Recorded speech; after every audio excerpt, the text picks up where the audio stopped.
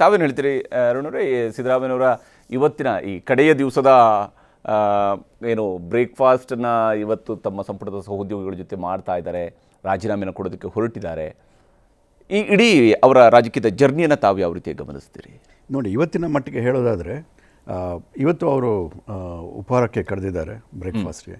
So ಸಹೋದ್ಯೋಗಿಗಳು ಹೇಳ್ತಾರೆ ಇವತ್ತು ನಾನು ಯಾಕೆ ರಾಜೀನಾಮೆ ಕೊಡ್ತಾ ಇದ್ದೀನಿ ಅಂತ ಹೇಳ್ತಾರೆ, ಮನದಟ್ಟು ಮಾಡಿಕೊಡ್ತಾರೆ ಅವ್ರಿಗೆ. ಈಗ ನಿನ್ನೆ ಎಲ್ಲ ರಿಪೋರ್ಟ್ಸ್ ಬರ್ತಾಯಿದೆ, ನೀವು ಬಹುಶಃ ನೋಡಿದ್ದೀರಿ.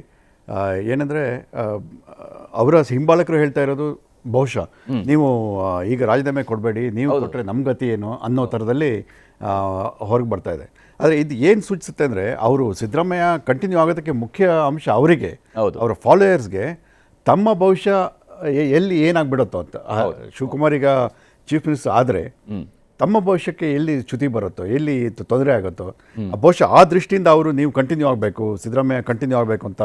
ಅಂದರೆ ಬಹುಶಃ ಕೆಲವು ಹಿರಿಯ ಶಾಸಕರಿಗೆ ಶಿವಕುಮಾರ್ ಅವರ ಜೊತೆಗೆ ನಾವು ಮಂತ್ರಿಗಳಾಗಿ ಆಗಿರೋದಕ್ಕೆ ಆಗಲ್ವಾ ಅಂತ ಒಂದು ಆತಂಕ. ಇನ್ನೊಂದು, ಹೈಕಮಾಂಡ್ ಕೂಡ ನಮ್ಮನ್ನು ಮಾಡಲ್ಲೇನೋ ಅಂತೇಳಿ, ಅವರೇನೋ ಭಾಳ ಇವರು ನಮ್ಮ ಜೂನಿಯರು, ಹಾಗಾಗಿ ನಾವು ಆಗಲ್ಲ ಅಂತ ಹೇಳುವಂಥ ಕೂತ್ಕೊಳ್ಳುವಂಥವ್ರು ಯಾರಿರಲ್ಲ. ಅಧಿಕಾರ ಸಿಗುತ್ತೆ ಅಂದರೆ ಎಲ್ಲರೂ ಕೂಡ ಆಗೇ ಆಗ್ತಾರೆ, ಮಂತ್ರಿಗಳಾಗ್ತಾರೆ. ಆದರೆ ಬಹುತೇಕ ಅವ್ರಿಗೆ ನಮ್ಮನ್ನು ಈ ಬಾರಿ ಮಂತ್ರಿಮಂಡಲದಲ್ಲಿ ಕೈ ಬಿಡ್ತಾರೆ ಅಂತ ಆತಂಕ ಇದೆಯಾ? ಆತಂಕ ಇರ್ಬೋದು. ಯಾಕಂದರೆ ಸತೀಶ್ ಹೇಳಿದಾಗೆ this going to be generational shift ಆದರೂ ಆಗ್ಬೋದು. ಯಾಕಂದರೆ ಈಗ ಸಿದ್ದರಾಮಯ್ಯ ಅವರಿಗೆ 80 ವರ್ಷ ಆಗ್ತಾಯಿತ್ತು, ಅವರು ಇನ್ನೂ ಕಂಟಿನ್ಯೂ ಆಗಿದ್ದರೆ 28ನೇ ಇಸ್ವಿ ಒಟ್ಟೆ.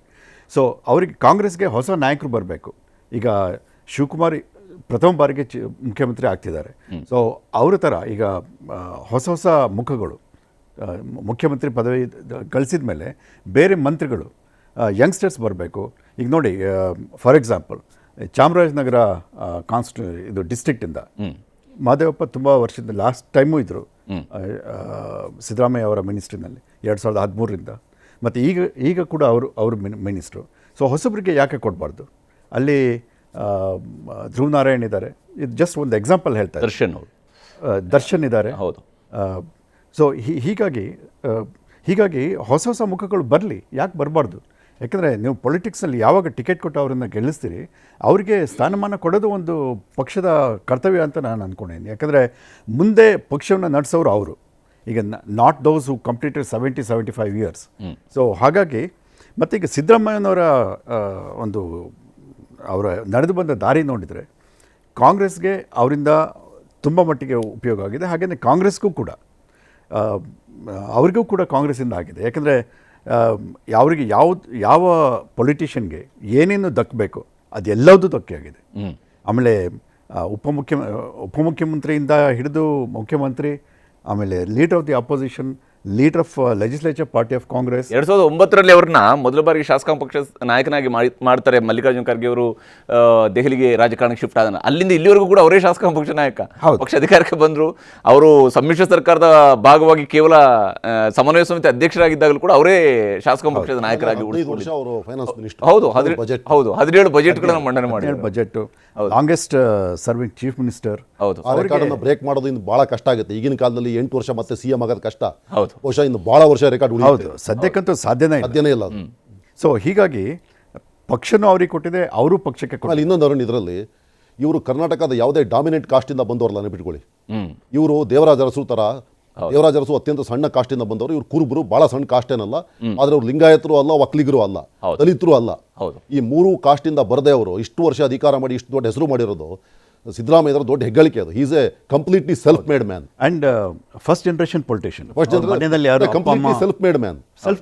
ಮತ್ತೆ ಆ ಕೂಡ ಕುರುಬ ಜಾತಿಯಿಂದ ಬಂದು ಈ 3 ಕರ್ನಾಟಕದ ಪ್ರಮುಖ ಜಾತಿಗಳೇ ಒಕ್ಕಲಿಗರು, ಲಿಂಗಾಯತರು ಮತ್ತು ದಲಿತರು. 3ಕ್ಕೂ ಸೇರದೆ ಇವರು ಇಷ್ಟು ದೊಡ್ಡ ಹೆಸರು ಮಾಡಿದಾರಲ್ಲ. ಮತ್ತು ಕರ್ನಾಟಕದ ಅಹಿಂದ ಮೂವ್ಮೆಂಟ್ನ ದೊಡ್ಡ ಲೀಡರ್ ಅವರು ಇವತ್ತಿಗೂ. ಅದು ದೊಡ್ಡ ಸಾಧನೆ. Is A completely self made man. ಮತ್ತು ಈ ನೀವು ಸೋಷಿಯಲ್ ಬೇಸ್ ತಗೊಂಡ್ರೆ ಈ ಹಿಂದುಳಿದ ವರ್ಗಗಳನ್ನು ಮತ್ತು ಮುಸ್ಲಿಮ್ರನ್ನ ಎಲ್ಲ ಒಂದುಗೂಡಿಸಿ ಅವರನ್ನು ಪಕ್ಷಕ್ಕೆ ವೋಟ್ ಬರೋ ಹಾಗೆ ಮಾಡಿ ಅವರಿಂದ, ಆಮೇಲೆ ಪಕ್ಷನ ಅಧಿಕಾರಕ್ಕೆ ತಂದು 2013ರಲ್ಲಿ. ನಿಮ್ಗೆ ಗೊತ್ತಿರ್ಬೋದು 2008-09ರಲ್ಲಿ ಏನೇನಾಯಿತು, ಪಕ್ಷ ಒಂಥರ ಕಳೆಗುಂದಿತ್ತು. ಅಲ್ಲಿ ಹುಮ್ಮಸ್ಸಿರಲಿಲ್ಲ, ಆ ಹುರುಪಿರಲಿಲ್ಲ. ಕಾರ್ಯಕರ್ತರನ್ನ ಹುರುಪುಗೊಳಿಸಿ ಅದಕ್ಕೆ ಶಿವಕುಮಾರ್ ಅವ್ರ ಕಾಂಟ್ರಿಬ್ಯೂಷನ್ ಇದೆ, ಇಲ್ಲ ಅಂತ ಹೇಳೋಕ್ಕಾಗಲ್ಲ. ಆದ್ರೆ ಭುಜ ತಟ್ಟಿ ಅವತ್ತು ಇದು ಬಳ್ಳಾರಿ ತನಕ ಹೌದು ಪಾದಯಾತ್ರೆ ಮಾಡುವಂತ. ಹೌದು, ಪಾದಯಾತ್ರೆ ಮಾಡಿದ್ದು 320 ಕಿಲೋಮೀಟರ್ ಬೆಂಗಳೂರಿಂದ ಅಲ್ಲಿವರೆಗೆ ಪಾದಯಾತ್ರೆ ಮಾಡಿದ್ರು. ಹೌದು, ಮಾಡಿಬಿಟ್ಟು ಜನರನ್ನ ಆದರೆ ಪಾಪ ಅವತ್ತು KPCC ಅಧ್ಯಕ್ಷರಾದಂಥ ಆರ್ ವಿ ದೇಶಪಾಂಡೆ ಇವರಿಗಿಂತಲೂ ಸೀನಿಯರ್ ಇದ್ರು, ಅವರು ಕೂಡ ನಡೆದಿದ್ದಾರೆ. ಅದೇ ಎಲ್ಲ ಕ್ರೆಡಿಟ್ ಅವತ್ತು ಸಿದ್ದರಾಮಯ್ಯನವರು ಸುತ್ತಲೇ ಒಂದು ರೀತಿ ಆಯ್ತು, ಯಾಕೆ ಕಾರಣ ಅವರ ಪಾಪ್ಯುಲಾರಿಟಿ ಇತ್ತು. ಪಾಪ್ಯುಲಾರಿಟಿ ಅದನ್ನು ಲೀಡ್ ಮಾಡಿದ್ದು ಇವರೇನೆ. ಹೌದು, ದೇಶಪಾಂಡೆ ಆಗಿರ್ಬೋದು ಹೌದು. ಬಟ್ ಒಂದಂದರೆ ಅವರನ್ನೆಲ್ಲ ಒಗ್ಗೂಡಿಸಿ ಅದು ಇವರು ಅಹಿಂದ ನಾಯಕ ಆಗಿ ಬೆಳೆದು ಅವರಿಗೆಲ್ಲ ಪಾರ್ಟಿಗೆ ಅವರಿಂದ ಮತಗಳು ಬರುವಂತೆ ಮಾಡಿ. ಎಷ್ಟು ಮಾತಾಡ್ತೀನಿ, ಪರಮೇಶ್ವರ್ ಅವರು ಮಾತಾಡ್ತಾರೆ. Breakfast. And before, he submits the resignation, he want to thank all the ministers for their cooperation and things like that. That's why he has called a breakfast meeting. So will we be seeing Siddaramaiah sir now moving to national politics, sir, as a Rajya Sabha member there? Because as a senior party member from a party, sir, of course you would have a message about it as well. And the role that he has played as a OBC leader as well, sir, is the community ready for it? But first we will be seeing him. Now this is all decisions have to be taken by the High Command. At this point of time, I am not aware whether he was offered a position in Delhi. It is up to the High Command.